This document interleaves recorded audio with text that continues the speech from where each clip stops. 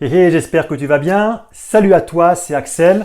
Je suis très heureux de te retrouver et je te souhaite la bienvenue dans ce nouvel épisode de nos séries Les Golden Hours.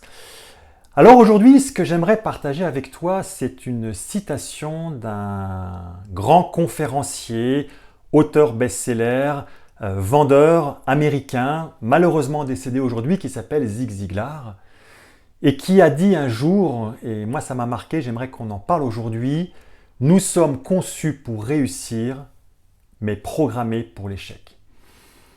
Alors j'aimerais parler de cela avec toi aujourd'hui parce que j'ai une interprétation qui, je pense, va un petit peu plus loin. Quand on parle de réussite, d'échec, la première chose qui nous vient, c'est une ambiguïté, c'est un paradoxe, c'est une dualité, ça nous fait penser au blanc et au noir, au yin, au yang, à l'ombre, à la lumière. Si on regarde la première partie, conçue pour réussir, je ne sais pas pour vous quelle est votre définition de la réussite. En tous les cas, pour moi, la réussite, c'est une notion d'objectif, c'est une notion de j'ai atteint quelque chose. Et si on parle de réussir sa vie, eh bien, j'ai envie de me positionner à ce moment-là où mon passage sur Terre va se terminer, parce qu'un jour, ça sera le cas. Et en fait, pour ma part, ce moment-là, je pourrais dire que j'ai réussi ma vie si je suis capable de dire que j'ai eu 0, voire un minimum de regrets. Dit autrement, que je suis capable de dire que oui, je suis fier de la vie que j'ai réalisée.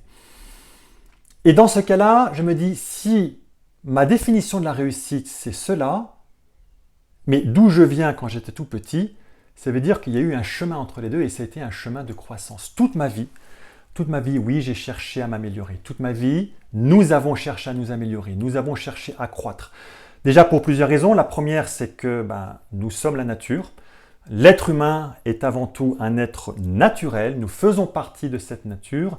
Et comme toute la nature, qui aime pousser, vous regardez un arbre, il va avoir ses cerceaux, voilà, et chaque année, il en a en plus. Donc oui, de ce point de vue-là, nous sommes amenés à croître. Nous sommes nés pour croître, nous sommes nés pour grandir. Ce qui est autre chose chez l'être humain, c'est que, entre ses deux oreilles, il a un cerveau comme la plupart des êtres vivants, mais dans ce cerveau, il y a un néocortex, et là, il y en a très très peu qui en ont. Peut-être les singes, mais très peu.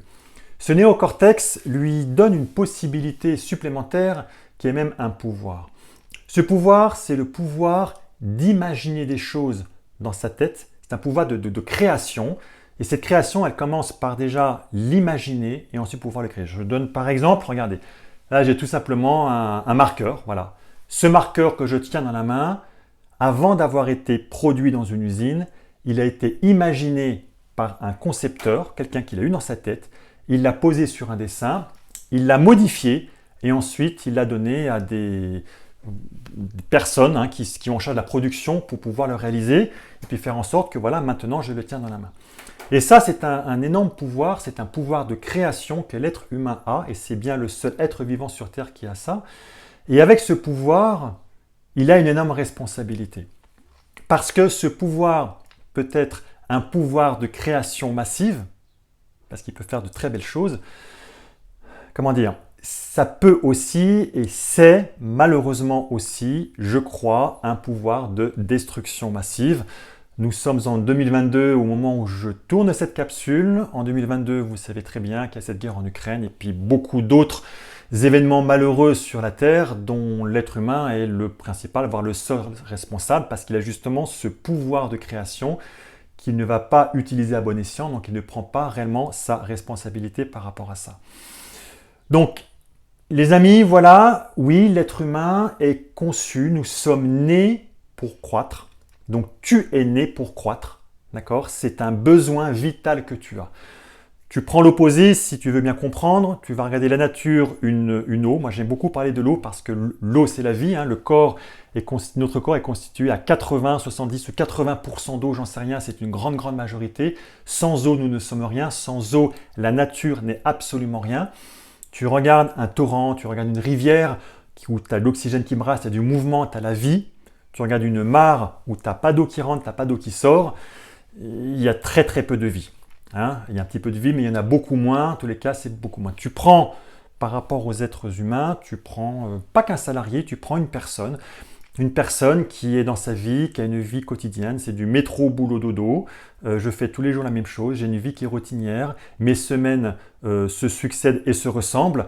Est-ce que ces personnes sont heureuses? La plupart du temps, non, ces personnes ne sont pas heureuses parce qu'elles ont cessé de croître. Voilà. Donc la croissance est un besoin vital et oui, nous sommes nés, oui, tu es né pour croître. Et si tu es malheureux, c'est probablement parce que tu n'es pas en train de croître. Confère quand je t'ai parlé du syndrome de l'imposteur.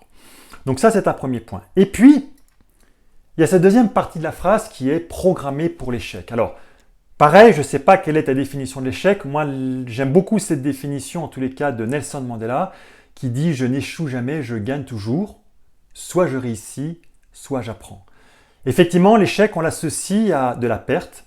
L'échec, on l'associe à quelque chose d'une dévalorisation. Je suis plus faible, je n'ai pas de valeur, je suis moins bien. Voilà. Mais ce n'est qu'une définition, qu'une perception finalement que nous avons donnée. Je pense quand tu étais enfant, aujourd'hui tu es un adulte. Tu sais marcher, je pense que comme tout le monde, quand tu étais enfant, quand la première fois que tu étais assis et que tu as voulu te lever, tu es tombé. Eh bien oui, ce n'était pas un échec. C'est juste que tu as fait une tentative qui ne marchait pas et à force de répétition, tu as fini par réussir. D'accord? Donc pour moi, cette définition de l'échec, je ne la partage pas.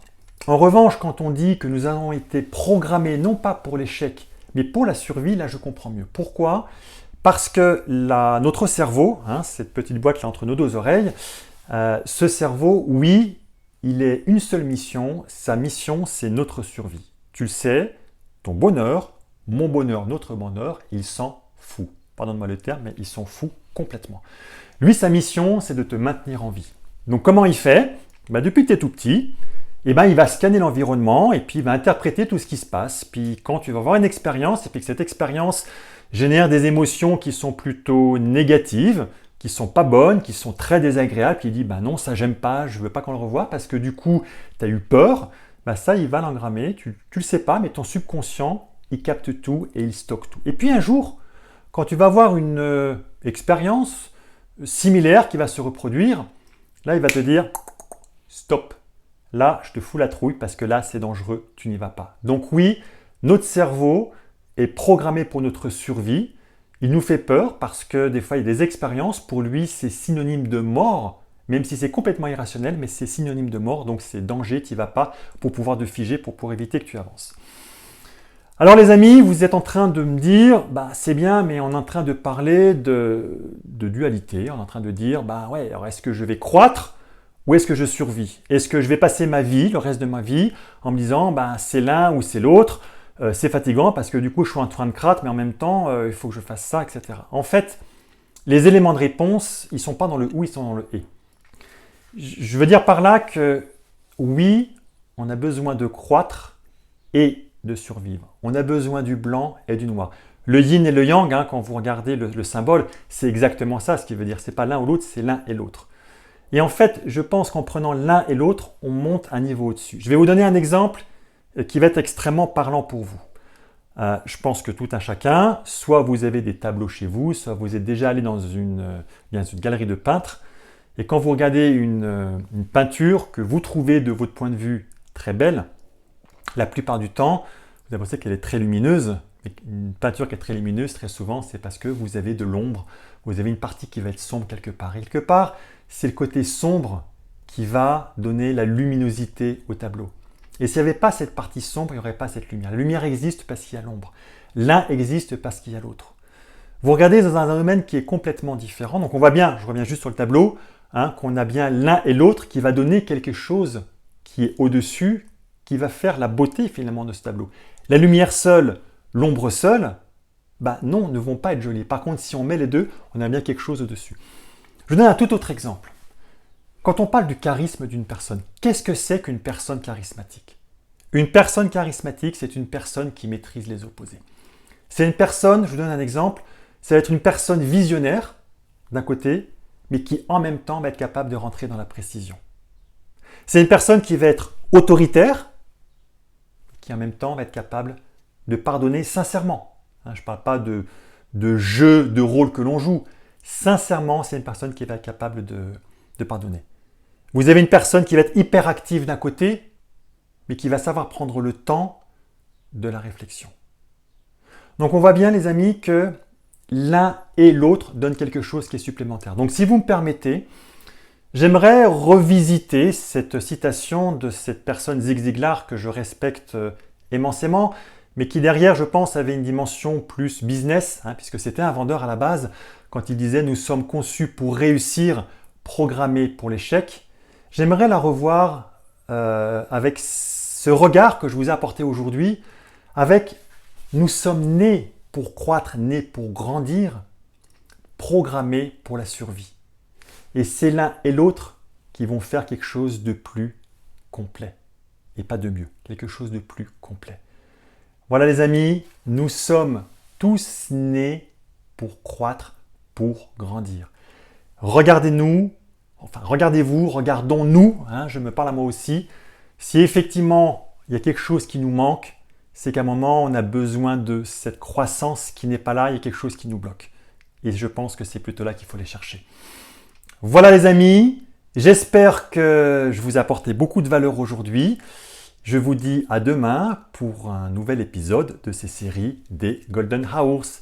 À bientôt!